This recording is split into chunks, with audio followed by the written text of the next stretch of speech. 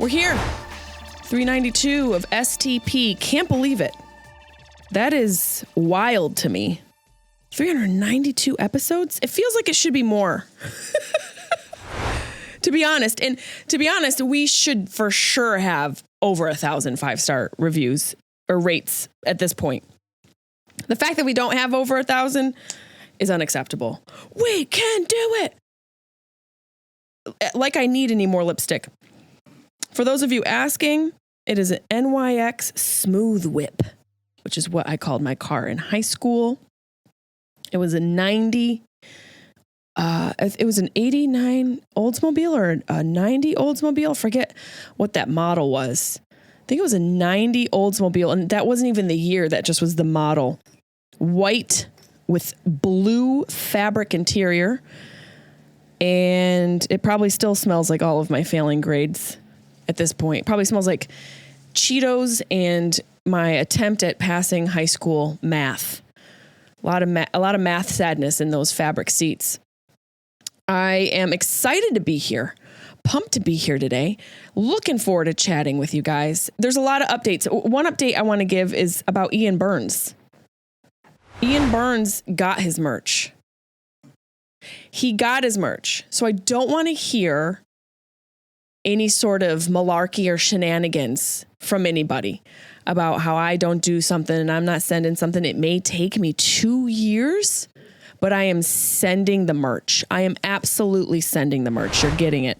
So that's the Ian Burns merch update. If you don't know what the Ian Burns merch update is, Ian Burns has been a fan of mine for years and years and years. He was on when we used to do Weeds Day, and he would pop in all the lives. He supported everything I've done. I don't think he's come to a live show yet. It's the only thing that hasn't happened, but he also lives in England. Love, he lives with 18 biscuits for breakfast. And he's wanted merch since the beginning of time, since the dawn of time. And we got it to him. Not only did we get him merch, we got him one of everything. One of literally everything. I think I threw in a couple other people's merch in there for safe measure. So I want to give a special shout out to Mr. Ian Burns and his merch. I had a realization about myself recently. I don't know if anybody else has sort of had this realization that your body is changing. We don't have that as a kid. Like, we don't think about our body changing as a child. It just changes. And I think our growing pains are manifested in our little moods and outbursts and anger and sort of uncomfortable misunderstanding of the world because we don't understand how our bodies are changing as a child. But when you're an adult, you notice it and you're like, okay, duly noted, Mother Nature. What is that mark? What's that little spot? I say this because I put my jeans on yesterday, and these jeans that normally fit just fine. Now, I'd have to do a little bit of the suck in. You know, when you guys wash your jeans and they're fresh and the cotton gets a little bit smaller and you got to kind of do the squat. I like to squat and button at the same time because I feel like when I squat and button at the same time, I get that extra stretch. I know some of you are probably a button and then squat, which, are you an animal? Were you raised in a barn? Who's buttoning and squatting? And then there's some people who just don't want to admit the truth and they don't even button it and they take a squat like that's going to do anything. That's going to do F all for you. So I like a combo platter of squatting and then trying to button as I'm in the depths of my squat. And I will do a few lunges around the house in those jeans just to get them to a point where it doesn't look like I was physically stuffed into them. And that's the daily routine. But these jeans I would always get in, and then after a while, you know, the denim kind of loosens up and you're like, okay, all right. The denim's like, whew, it exhales finally. There's a little bit of room for a fart, barely enough, but the jeans kind of fit. They fit the way you're used to. These jeans yesterday had the audacity of not even wanting to button. And I'm going to tell you something. I've weighed the same for 20 plus years. I just think the weight is moving around in the body a little bit. I think it's shifting. I think the weight is moving. I think the weight is like, you know, I don't like this living accommodation anymore. I'm going to go down the street. And down the street happens to be in my fupa area. So I tried to button these jeans and they wouldn't button. And what I realized was it wasn't necessarily that there's fat shifting, because I actually don't think fat cells will show up in other places. I think you have sort of the accumulation of where your fat cells are, and then that's the area that you tend to store fat. And when you gain weight, that's the area you tend to gain weight, from my understanding of fat cells. I don't know if they've changed their mode. I wouldn't be surprised. Everything else has changed in the world. But what I realized is it wasn't the fat cells. And I'm not a vain person, okay? I have vanity. I'm a human being, but it's not something I obsess over. So this isn't me being like, oh my God, things are so terrible. I realize that I'm a fortunate person, but I do have a little bit of a fupa, and that's where I store all of my pasta joy. And I'm fine with that. But the fact that these jeans didn't fit the way they normally did disrupts my need for some sort of comfort. And my comfort comes in anticipating things. I like a routine. I like to anticipate certain situations. And if my jeans don't go on like they normally do, I'm going to have a breakdown. And so what I realized was it wasn't the fat sort of shifting around in my body. My bones have changed. My bones. My hips have changed. And that is terrifying. I haven't even had children. I thought that's what happens when you push some babies out. Mind you, Nancy had to get not one, but two C-sections and a hysterectomy. She had to get 2 C-sections because she had such teeny hips. We weren't even naturally allowed to pass through the vaginal canal because of how teeny those hips were. They were not childbearing hips. And thankfully, much like my chimples that were passed down from Joe Peluso, Nance passed down my non-childbearing hips. But now, apparently, they're childbearing. Don't even have a kid to show for it. And that's the one thing about life. Let me let me reap the fruits of the labor. If my hips are going to pop out and be childbearing, let me have the kid. Some of you are probably like, you're crazy. Why would you want the kid? Well, you think I want the hips? Actually, I kind of do. Now that I've had narrow hips my whole life, it'll look kind of fun to have a little bit of a flow down there. A little shape, if you will. But it is a terrifying situation to feel like the body is actually shifting. And then what happens is, I don't know if you guys are like this. Then you go, well, what else is shifting? Huh? What else kind of moving around down there? What else is just having the audacity to relocate and alter its position? Because I think Mother Nature owes me money for jeans. If I'm being frank, if I'm being completely honest, I think Mother Nature owes me some money. Because let me tell you, denim ain't cheap, lady. Denim ain't cheap. Neither are the emotions that come along with realizing that your favorite denim won't button anymore. I had another thought when I was leaving the gym today. And this is a surprising thought because I am by nature a rule breaker. I love to break rules. I am a rebel. Not necessarily a risk taker because I'm also neurotic. I'm a neurotic rebel, if you will. I am an anxious rebel.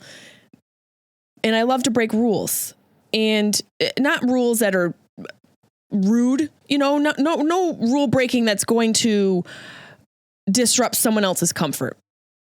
That's just common courtesy. And my mother raised me better than that.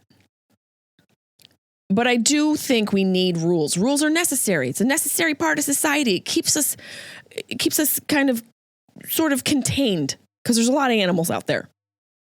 This happened when I was driving through the parking garage of the gym. Now, I'm driving through the parking garage and people are parked on the left and the right of the car. Someone goes to back out of their spot. I have the right of way. At least I think I do. In a parking garage, I think you treat it much like traffic. This lady kept coming and, I just kept going. I did not hit the back of her, but I had to let her know, no, this is not the way the rules go.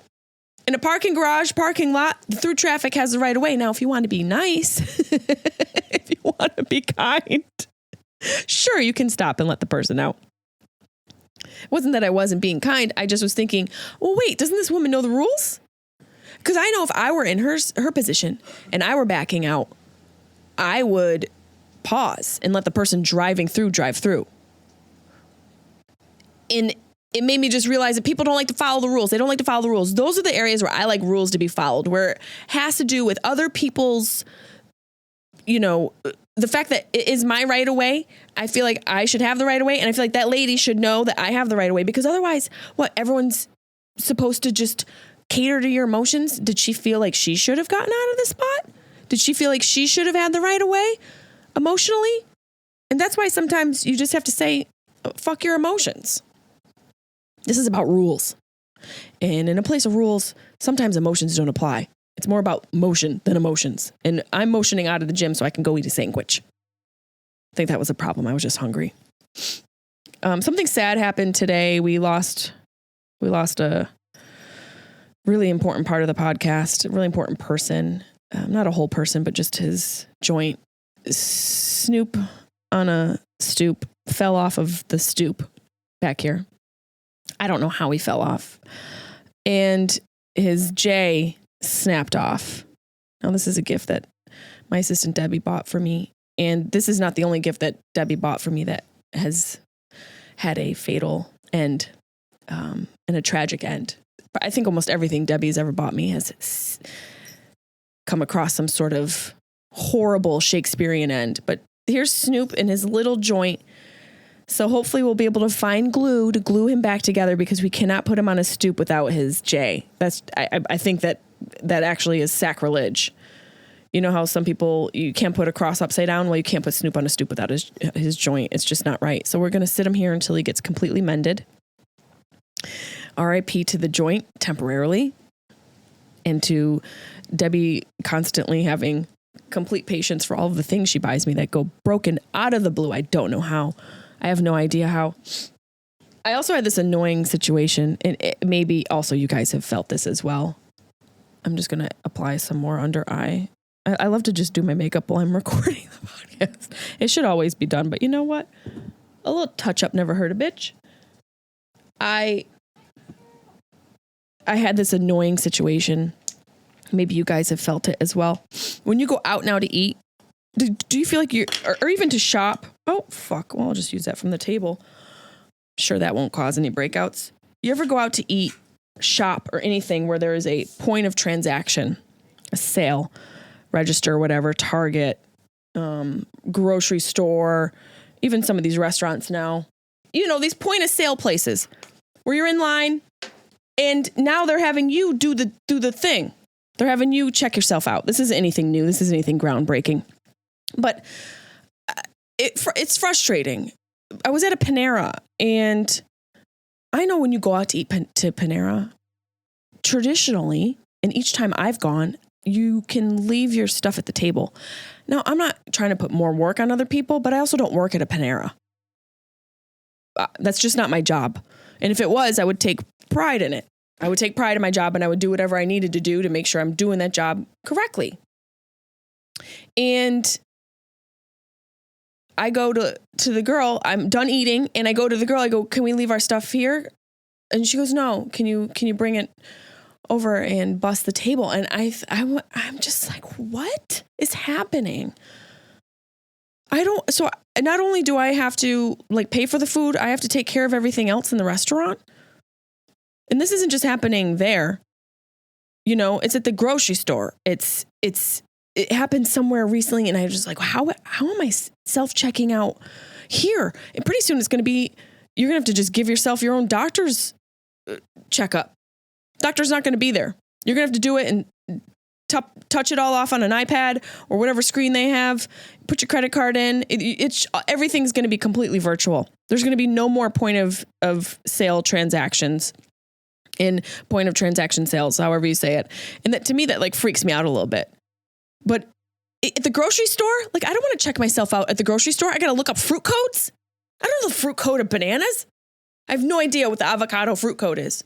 Universal number. Have no idea. I did work at a grocery store one time. Yes, I did. But I got demoted from the cash register to helping hands because I couldn't handle the cash register. Me and math don't mix. I don't even care if there's something computing for me. I'll find a way to mess it up. They tossed me out to the parking lot. Thrived. Completely thrived. They had repeat customers, more than they ever had in their life.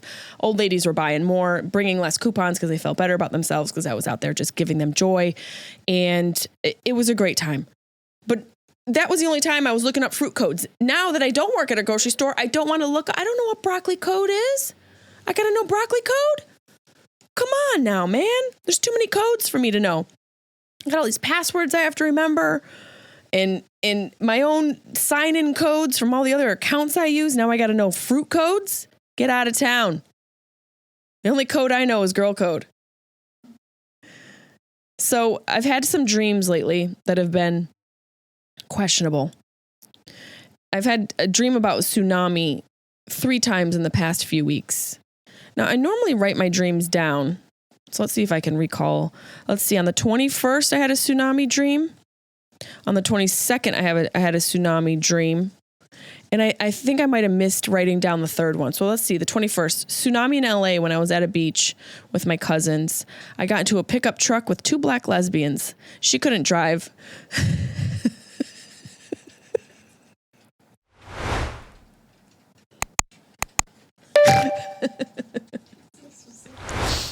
My dreams are very, very specific.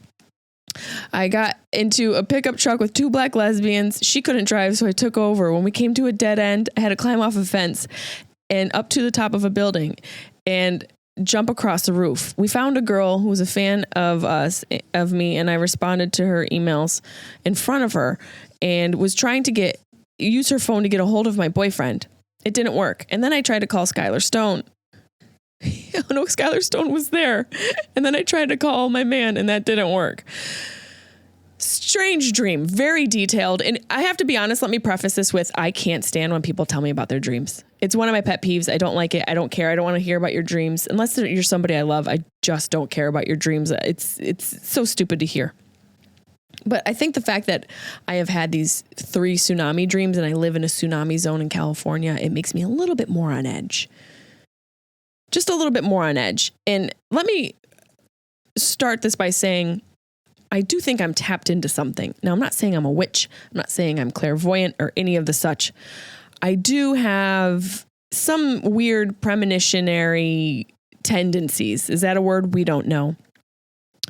But there are things that have happened and things that I have thought of that have come to fruition from my just completely. And it's been really freaky to experience. So for an example, years ago, I was with Super Artists Agency on Main Street in Santa Monica, California. Great little boutique agency owned by Rich Super. And that's the agency that I moved from New York City to LA with. And my agent is still my agent from that time.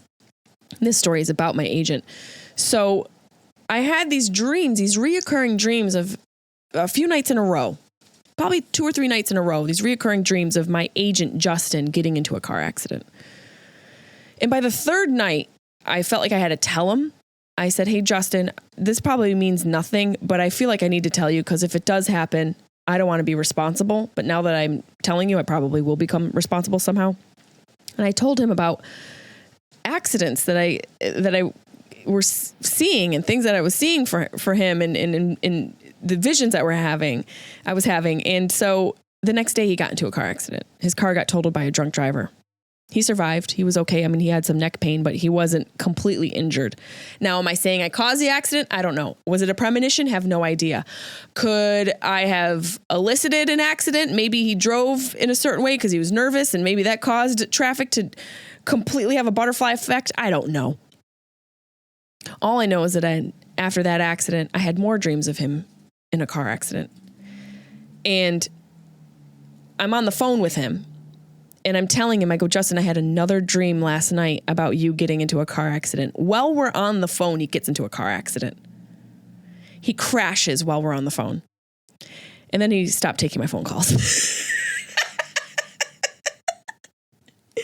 Then he completely stopped taking my phone calls. Then it was like, okay, we don't need to talk anymore. We're good.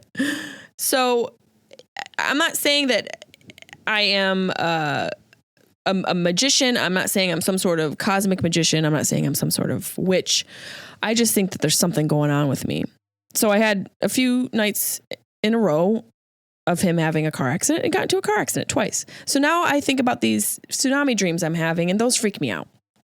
So I told you about the one with the black lesbians and Skylar Stone, who's another comedian friend of mine. There was another tsunami dream, and then I had a dream. Okay, I remember my third one. Okay, so this is the one I had on January 26th. I had a dream that my sister and I and her husband were in LA and a tsunami was coming. We were on the beach. I remember we were on the beach. We were at like Shutters, which we actually went to one time when my brother-in-law and her came to visit me. And sorry, I just wanted to turn up the microphone a little bit. So we were at the Shutters and we saw a tsunami coming, which is just a nightmare to think about. Because I feel like with an earthquake, you can kind of hopefully survive that. A shaky ground, you're like, all right, if the bowels open and I drop down to the core of the earth or hell, whatever you want to call it, fine. What am I going to do? But you have a chance. You have a fighting chance. It's like the difference between fighting a bear or a shark. Going for the bear each time. I'm on my territory. I'm on my turf. But a tsunami, I'm a terrible swimmer. I sink. I'm a sinker. Sink or swim, I sink every time. So it's a terrifying extreme weather event to think about. So obviously there's some terror in my life, but I had this dream and we're on the beach. And so Emily and I are like, oh my God. And we see the tsunami coming and my brother-in-law in my dream goes, well, it's been a good life. I look at him, I go, what? And I go, Emily, we're going to die. So her and I hauled ass. We left Steve behind. We let Steve just be fine in his acceptance of death behind. We're like, nuh-uh, we're not done. You can accept it because you're a little bit older. Go ahead. He accepted tsunami death, not us. We left Steve behind. And then we went and had lunch with my friends. So it was a second tsunami dream. The third tsunami dream I had was 3 nights ago. And this one felt so real. It woke me out of sleep at 4:30 in the morning. And I was up since 4:30 in the morning. Actually, this was 2 nights ago. Woke up and I was up since 4:30. So that dream was one of those dreams that feels like you are where you are. You're actually in the place where you are. So I was in my bed sleeping. That's what makes it a little bit more freaky, those lucid dreams that you have. And I could hear a noise that I had never heard before. And somewhere in my bones, I just knew it was a tsunami coming. The sound of it and the power and the bass and just the way it sounded like something rushing towards me. So I screamed out for my sister, and then I closed my eyes, and then it kind of dissipated the sound, and then I looked out my window and I could see all the water damage. And then the first thing I did was look for all my dogs. I wanted my dogs. I couldn't find Bunny. Carlin was limping down the street. I had Chaplin in my arms. I couldn't find Bunny. And I was freaking out. I'm like, where's Bunny? I want Bunny.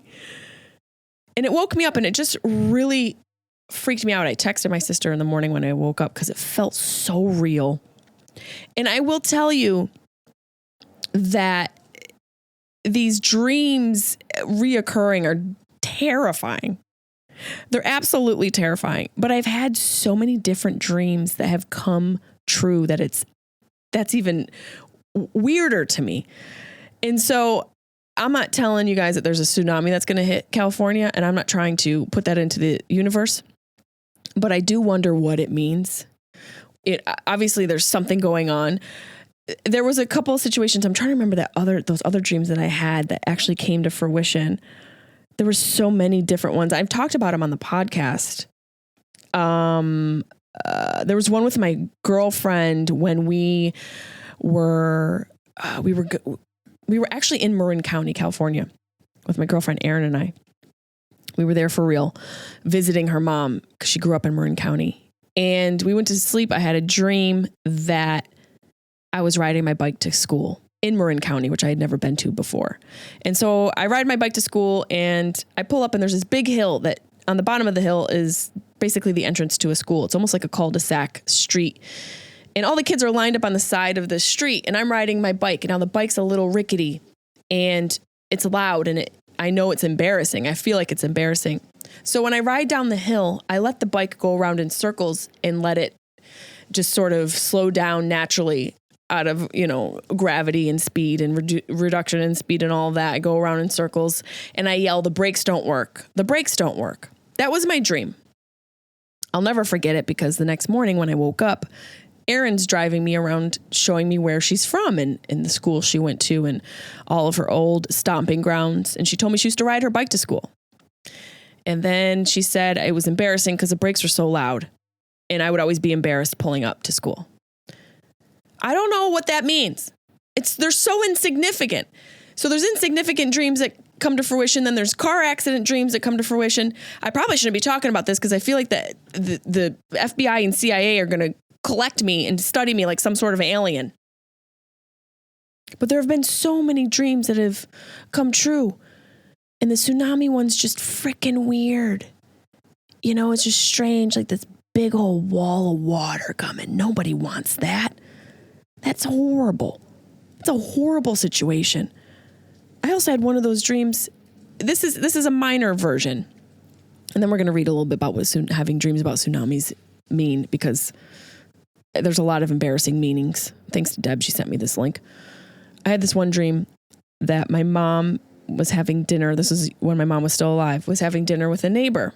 And they're drinking wine and they're laughing. Simple little dream. I wake up the next morning. I call my mom. I was like, what'd you do last night? She said, I went over to Kim's. We had dinner and wine and we laughed a lot. So I think I'm a witch. So don't try me. Don't try me, or you're going to enter my dreams and it's not going to be safe for anyone. It's just not. I got to start writing down all the dreams that I have that come to fruition. Tsunami dreams, 8 meanings, unraveling hidden emotions. Let's explore how dreaming about a tsunami carries meaning behind it besides its raw destructive power, and helping us better understand how to navigate the depths of this roaring subconscious wave. You know, already it's rude. Here's the positive meanings of dreaming about tsunamis. A time of great change. Well, I am about to sell my childhood home. Facing your feelings. Well, selling that childhood home feels like I'm drowning a little bit. Cleansing away outdated beliefs. Well, selling the childhood home, I'm not technically, but theoretically saying goodbye or making peace with the child, which could be looked at as an outdated belief. That's a little bit of a stretch. The release of stress. Yeah, sure. I mean, aren't dreams technically the release of your brain's stress? Those thoughts that you're hanging on to and harboring all day long, just swimming around in your mind. Surrendering to the flow of life. I don't think that's it at all. I don't think that's it at all. Acknowledging the power of your subconscious mind. There's something to that. Now, here's the negative meanings. Fear of drastic change. Emotional outbursts and unresolved conflict. Drowning in responsibilities. Feeling overwhelmed by life's uncertainties, powerlessness in the face of adversity, and uncontrollable waves of anxiety. Now that all tracks. I think all of us sort of feel that way, don't we? Feel a little overwhelmed. Feel a little like we're drowning in our responsibilities. Yeah, well, we had 2 years off. We forgot how to do stuff. We're still trying to figure out how to do stuff. Can't even get in my jeans without realizing my hips have shifted. Yeah, I'm going to dream about some tsunamis. Significant unavoidable changes in your life. The tsunami wipes away everything that's in their way. This destructive force expressed in your dream through this image could point to an impending change that has potential to completely run your life upside down and reshape whatever reality currently exists for you. That's got to be what it is, me having to sell my house, my childhood home. It's got to have to do with me feeling like it's a complete uprooting of my childhood and a complete change from the child to an adult. For me, it is a signifier that I am, even though I have, as far as, my age, left childhood a long time ago, but there's something symbolic about selling the childhood home, which feels like I am even more so going from childhood to adulthood, because it's technically the last remaining thread to that era in my life. When you go into your home, you feel all those memories and you see all those things that are in the same place they were in when you were there. And it has a way of transporting you back to who you were when you lived there. And so for me, obviously me having these tsunami dreams is me being stressed out, I think, about the home selling because I don't want to believe I'm a witch and I hope there's not a tsunami heading for California. We're going to stop talking about it because I've learned my lesson. Let's move on. Let's move on to brighter pastures. Let's move on to crazy weather terminology because the reality is there's a lot of extreme weather happening, and extreme weather has happened since the dawn of time. Hello, the Ice Age, and balls of fire falling out of the sky and crazy earthquakes, flooding, mudslides, you name it, it's happened. But we can't deny how news stations and news outlets take advantage of whatever's going on in the world and in the atmosphere, and they use these terms that are so terrifying. I'm sorry, an atmospheric river? What does that even mean? That doesn't make any sense. Atmospheric river. No. There's no such thing. It's a river. And we're either running through it or we're not. Those are only two types of rivers. Ones you can run through and ones that run through you. Okay? Atmospheric river will not be at Coachella this year. All these weather terminologies sound like Coachella bands. It's so annoying. We're going to go through. Let me see where this list is. Hold on. This is the dream thingy. Here we go. Oh, no, that's the cuddle thingy. Where are these weather terminologies? Here we go. Tell me these don't all sound like bands from Coachella. First one, Anvil. I think that's a band. I think that's actually a band. The spreading out by strong winds of the upper portion of the thunderstorm. It usually has a fibrous or smooth appearance. With long-lasting thunderstorms, the anvil may spread across more than 100 miles downwind.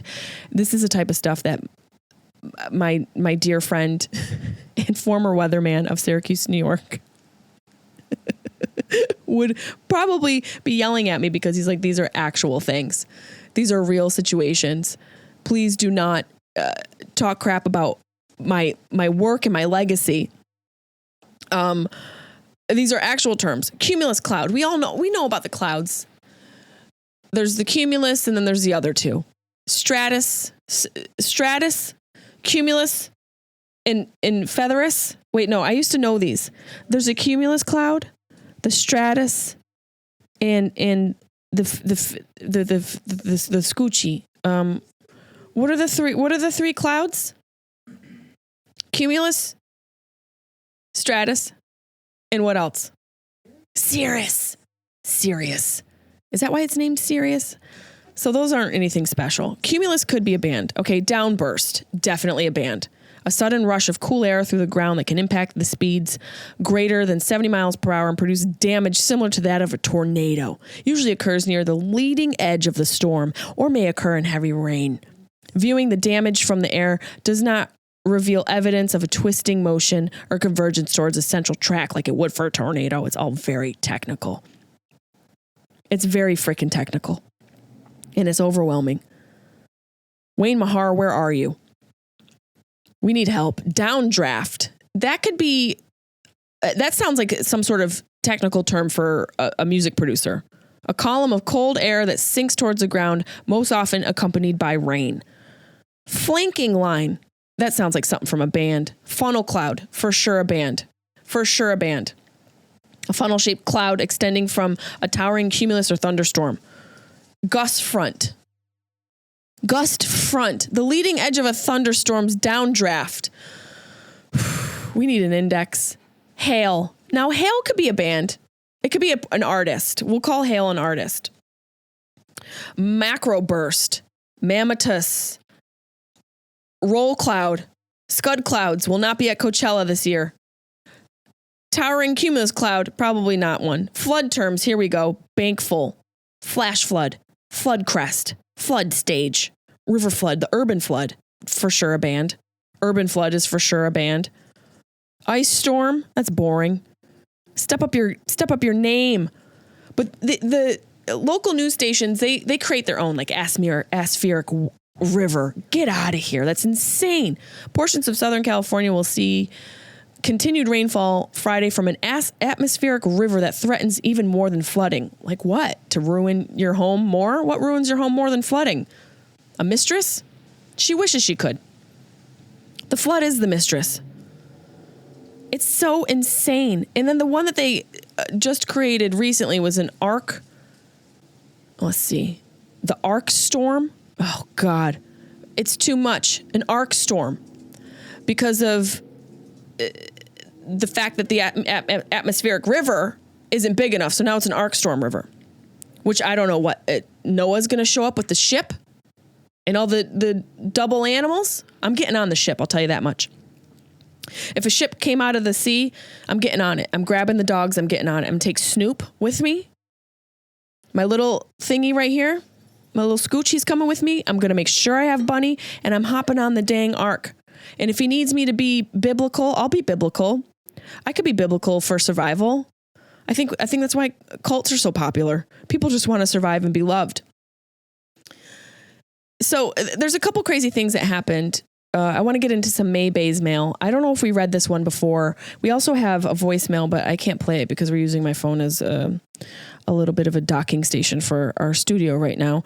But let's read an email from Evie. We opened her gift. Did we talk about this already? Did we read Ebelly's email? Okay, so we already read her email. Sorry, Ebelly. Thank you so much. She is the one that made that really funny little decoration for the studio that had to do with Dashiell. Here's a new one. Desiree Bakhtiar. I honestly feel honored to be listening to your podcast because it's truly like any other and literally makes my day 10 times better after listening. Sending you lots of love and wishing you happy holidays. How sweet, man. And it's honestly, like, I know this podcast is silly and sometimes it's all over the place and we have so many different things that we're covering. And sometimes I'm your armchair therapist. Sometimes I'm your armchair bestie. Other times I'm just a wild woman with wild thoughts. But it is a lot of fun. And it wasn't fun for a little bit for me, only because I was in an atmospheric river of emotion.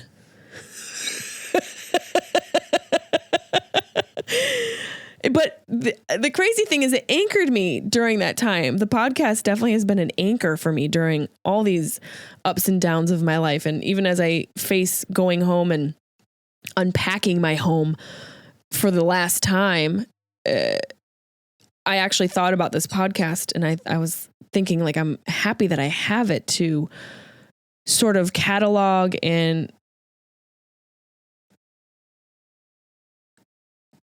also recollect things and discuss memories and talk about memories that I have from the house. So I look forward to doing that episode, that grief survival guide episode for you guys, and talking about grieving a home and going through that. And now having had some experience with our episodes before doing grief survival guide for a couple years now, I'll have a little bit more of an idea of how I want to deliver that to you guys. But I have another, couple other things I want to talk about before we get out of here today.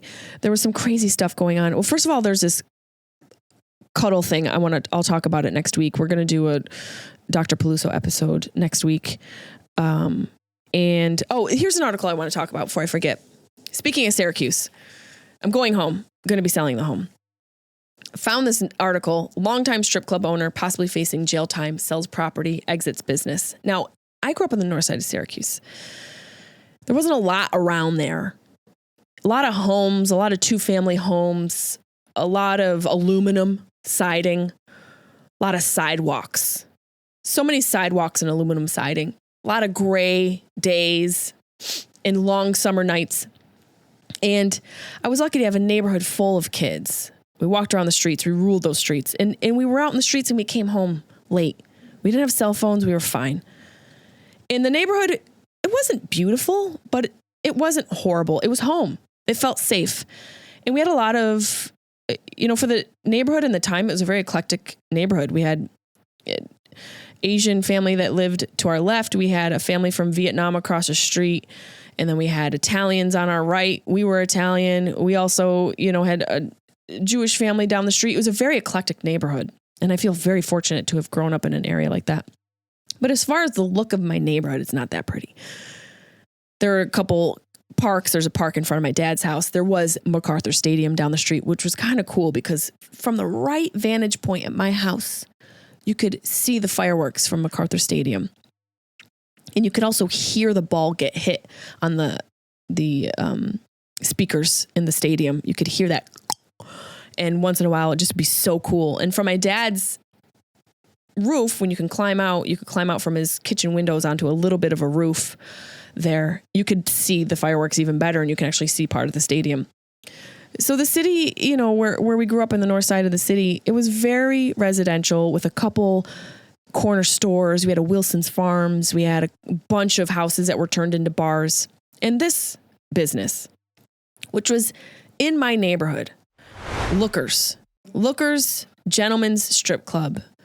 Syracuse, New York, facing possibly 30-day stint in jail. A longtime Syracuse strip club owner has agreed to sell his business and never again operate one like it.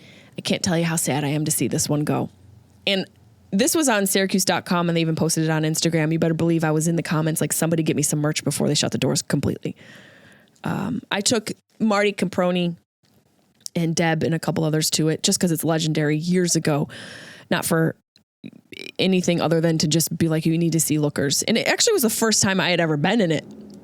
And the strip club has been open since 1992 at the 1400 part of North Salina Street. Kevin Quinn, the now former owner of Lookers Show Club, was approved Thursday by State Supreme Court Justice Rory McMahon. McMahon.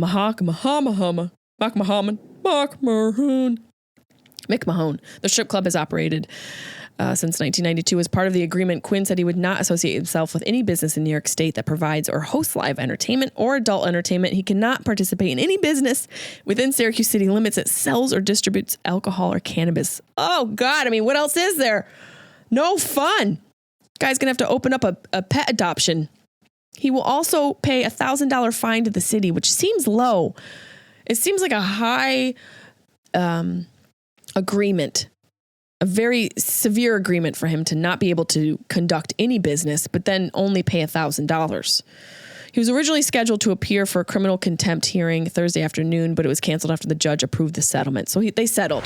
So what ended up happening is the city originally sued the club and its corporate entity because the business was violating the terms of its operating permit because they were staying open later than they were supposed to. I mean, it's a strip club. You expect a strip club to abide by the rules? We're talking about abiding the rules in the beginning of this episode and me thinking that someone should wait to pull out of their parking spot while I drive through the parking garage, which I think is fully acceptable. Shouldn't the city expect a strip club to not necessarily run on time? Just considering the nature of the business. It's a strip club. It's seedy. And it's on the north side of Syracuse. There's schools around it. There's a church right on the same street. Why not make the strip club move someplace where it can be loud, like downtown? Why is there a strip club in a residential neighborhood? Does anyone want to ask that question? This guy's just trying to run a business. Well, maybe Syracuse needs to provide better zoning laws. Because obviously a strip club's a questionable, sinful business. However you want to look at it. City officials said the club continued to operate late into the night, leading to noise complaints and calls to the police. Court papers filed by the city showed the club advertised a Facebook post that would be open till 4 a.m., 2 hours past the closing time in its permit. I think that was the night we were there. We were definitely there till like 3 or 4 o'clock in the morning. It was a lot of fun. County real estate records show the strip club property was sold October 23rd for $1 to Receipt Book LLC. The company began a foreclosure action in February on the property, claiming the strip club stopped making payments on a $150,000 mortgage signed in 2020. $150,000 is a strip club. They can't make that in a few nights, cash. This guy can't make that. If a strip club can't make its mortgage payment, we have no hope as a society. If titties don't pay the rent, we're doomed. If boobies don't pay the mortgage, there's no hope for society. Checks and balances. We need the balance. We need there to be some sort of good and evil. And if the evil can't make it, none of us will. The lawsuit was settled in November for undisclosed terms. Receipt Book LLC, managed by Ross D. Calarco, according to court papers filed in the foreclosure lawsuit. No applications for the permit needed to operate the strip club had been filed, according to the city spokesman. So in 2008, Calarco was charged with promoting prostitution. Oh, God. I mean, they should have started the article with this. A felony after sting by law enforcement at Turning Stone in Casino in Verona. Calarco has previously told Syracuse.com he was never charged. The outcome of the charge is not available. Okay, well, that took a turn. So anyways, RIP to this business. And if anybody knows anybody who knows anybody, please get me a sweatshirt, a hoodie, or anything of the like, so I can have memories of where I grew up and the fact that I grew up near a strip club on the north side. I mean, just kind of figure it out. Maybe rezone it is all I got to say. Rezone it and follow the rules and know which rules to break. That's all. You just got to know which rules to break. And I'm looking forward to getting into the house and breaking some stuff. I really am. I'm looking forward to finding things that I don't want and smashing it. I think it's a good, healthy way to sort of move into the future and evolve and grow and really let off some steam, as they say. I think I'm going to need it. I hope you guys needed this podcast. And don't forget something we say once in a while on this podcast. Everyone in your life is there. And even events, even houses are in your life for a reason, a season, a lesson, or a blessing. And you got to figure out which of it is for yourself, if not all. And you guys have been here for all the seasons. You have been a reason for me. I've learned many lessons, and I feel blessed that I have this podcast. So thank you guys so much. And don't forget to rate us 5 stars because I deserve it.